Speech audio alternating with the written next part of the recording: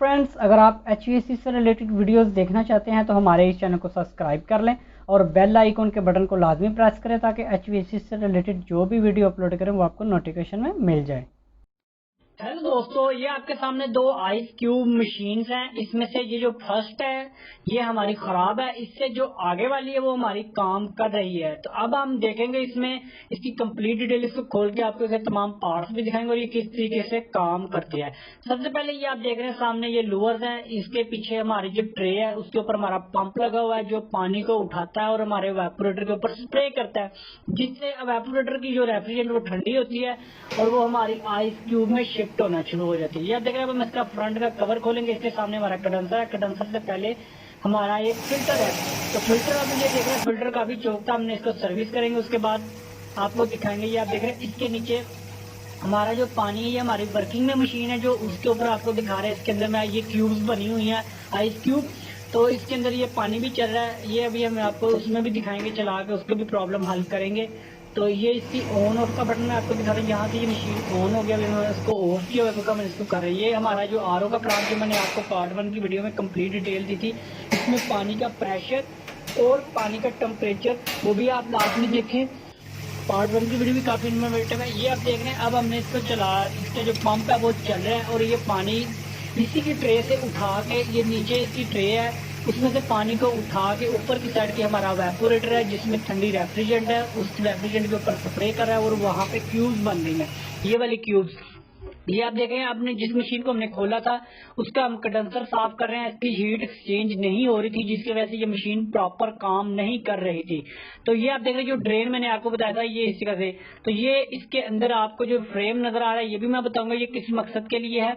तो इसमें हम आपको कंप्लीट डिटेल देंगे, एंड में आपको ये मशीन की आइस भी बना के दिखाएंगे और वो कैसे बाहर आती है वो भी बताएंगे।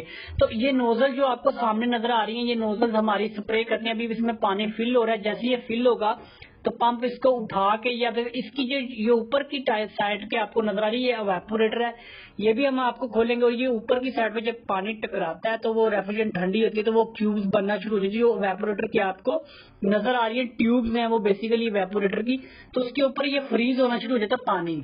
तो अभी हमने इसको, ये आपके सामने ये नजर आ रहा है, ये इसका पानी स्प्रे हो रहा है ट्यूब्स के ऊपर। ये पानी फिल हो चुका था ट्रे में, वहां से उसने पंप में उठाना शुरू कर दिया। जब लेवल सेंसर के साथ टकराया तो उसने लेवल पूरा करके इसका पंप ऑन कर दिया। उसके बाद हमारा रेफ्रिजरेशन साइकिल भी ऑन हो चुका है।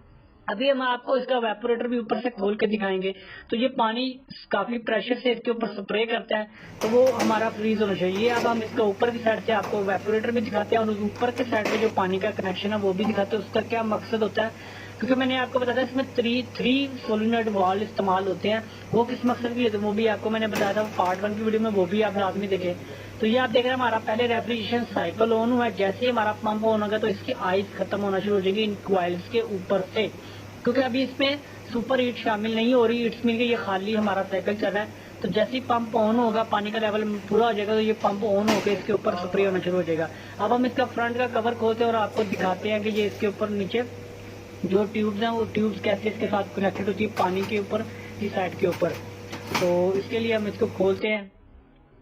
तो वीडियो थोड़ी सी फास्ट कर देता हूँ ताकि जल्दी से आपका टाइम वेस्ट ना हो। दोस्तों, आप हमारे चैनल पे न्यू तो हमारे चैनल को सब्सक्राइब कर लें और बेल आइकन के बटन को लाजमी प्रेस करें ताकि HVAC से रिलेटेड जो भी वीडियो अपलोड करें वो आपको नोटिफिकेशन में मिल जाए। तो ये आप देखें, जैसे ही पानी ऑन हुआ तो इसकी आइस खत्म होना शुरू हो गई। आपके सामने ये पानी ऑन हो गया, इसकी कंप्लीट आइसिंग थी जो इन ट्यूब्स के ऊपर वो खत्म हो गई। इसके बाद जब ये डिफ्रॉस्टिंग पे जाएगा तो वो भी आपको दिखाऊंगा उसमें क्या अमल होगा और कौन सा पानी कहाँ से आएगा। ये आप देख रहे हैं, इन ट्यूबों के साथ जो आप देख रहे हैं नीचे की साइड पे इससे क्यूब बनेगी, तो इसके साथ थोड़ा सा छोटे छोटे सुराख हैं जहां से हॉट वाटर जाएगा जब हमारी डिफ्रॉस्टिंग होगी, ताकि जो आइस तैयार हो गई, ये आप देख रहे हैं, मैं भी आपको दिखाता हूँ। इसके साथ छोटे छोटे से सुराख हैं इन ट्यूब्स के साथ, ये एवेपोरेटर्स की क्वाइल्स के साथ छोटे छोटे सुराख है। ये हॉट वाटर के साथ जब पानी नीचे जाएगा तो यहाँ से वो पानी ऊपर आएगा, ये वाल्व खुल जाएगा, यहाँ से पानी ऊपर आएगा। जब हॉट वाटर जो हॉट गैस का यहाँ पे डिफ्रॉस्टिंग का अमल होगा तो वो पानी ये जो उसके ऊपर होगा प्लेट के ऊपर, वो ट्यूब के साथ बिल्कुल जाएगा नीचे और वो जो आइस बनी होगी उसको वो ट्यूब से अलहदा कर देगा और वो आइस नीचे गिर जाएगी। या फिर इस जगह पे सुराख है छोटे छोटे। जब यहाँ से पानी इन हुआ दोनों साइड से तो वो ट्यूब्स अलग हो जाएंगे, क्योंकि इन कॉइल्स में हॉट गैस होगी, रेफ्रिजरेशन साइकिल चेंज हो जाता है हमारा, तो वो कंडेंसर की बजाय हमारे इवेपोरेटर में हॉट गैस भेजेगा। तो वो आइस हमारी जो डिफ्रॉस्टिंग के दौरान वो आइस हमारी आइस बॉक्स में चली जाएगी। ये आप देख रहे हैं। और जो ये अब हमारा जो मैंने इसको फ्रंट से खोल कर मैं इसके नीचे दिखाता हूँ, ये आप देख रहे हैं इसके नीचे जो पानी स्प्रे हो रहा है इवेपोरेटर के नीचे, ये आप देख रहे हैं। इसके ऊपर जब ये पानी टकराता है तो ये इसमें जो ठंडी रेफ्रिजरेंट है तो ये इसके ऊपर पानी फ्रीज होना शुरू हो जाता है।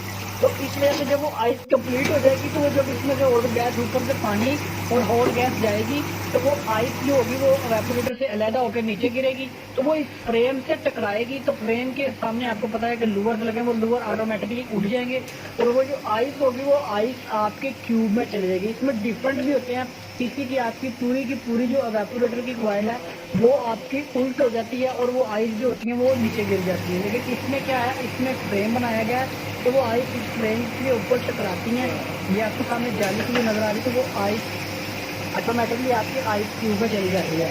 तो कुछ आइस मशीन ऐसी होती है जिनका इवेपोरेटर दूसरा होता है, वो आइस क्यूब टाइप होता है, तो उसके ऊपर से अब हम इसको बैक खोल के आपको दिखाते हैं। तो वो क्या होता है, तो उसकी जो पूरा की पूरी इवेपोरेटर की कॉइल के ऊपर पानी फ्रीज होता है उसको उल्ट कर देता है, उसमें हॉट गैस होती है आपके सामने। इसके अंदर पंप नजर आ रहे हैं, टाइमर वगैरह नजर आ रहे हैं, ऊपर आपके मैग्नेटिक कंडक्टर वगैरह लगे हुए हैं।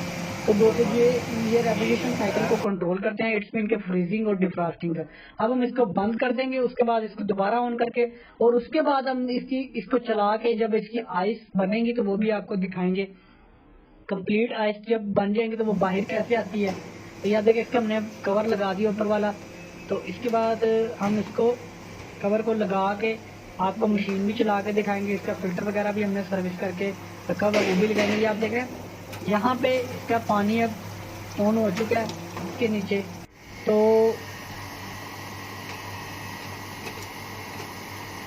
या देखिए ये ऑटोमेटिकली उठ जाती है जब आइस आपकी इस फ्रेम के ऊपर टकराती है, ऊपर से गिरती है इवेपोरेटर से, तो वो इस फ्रेम के साथ ऊपर गिरेगी। तो इसका साइज आपकी ट्यूब के साइज से छोटा है, तो वो इसमें से ऑटोमेटिकली अब हम इसको बंद कर देंगे, कंप्लीट फिटिंग कर देंगे। आप देख रहे हैं अब आइस क्यूब है वो हमारी बन चुकी है, तकरीबन 20 से 25 मिनट लगे हैं आइस क्यूब। ये आप देख रहे हैं ऊपर से आइस गिरेंगे डिफ्रॉस्टिंग के दौरान, तो वो ऑटोमेटिकली फ्रेम से टकरा के वो बाहर आ रही है। तो इस तरीके से। और कुछ में क्या होता है, कुछ आइस की मशीन में जो आपका इवेपोरेटर है उसके ऊपर आपकी आइस की प्लेट होती है, तो प्लेट पूरी की पूरी आपकी इस टब में बॉक्स में आपकी उल्ट हो जाती है, तो वो आपकी जो प्लेट से अलग आइस होती है आपकी गिर जाती है। तो दोस्तों अगर आपको वीडियो अच्छी लगी तो हमारे चैनल को सब्सक्राइब कर लें ताकि ऐसी इसी रिलेटेड मजीद जो भी वीडियो अपलोड करें आपको नोटिफिकेशन मिल जाए। ये आप देख रहे हैं ये आइस क्यूब है जो अभी ये क्योंकि अभी फर्स्ट हुआ है तो इसमें टेम्परेचर काफ़ी ज़्यादा था, तो अभी इसकी कंप्लीट डिटेल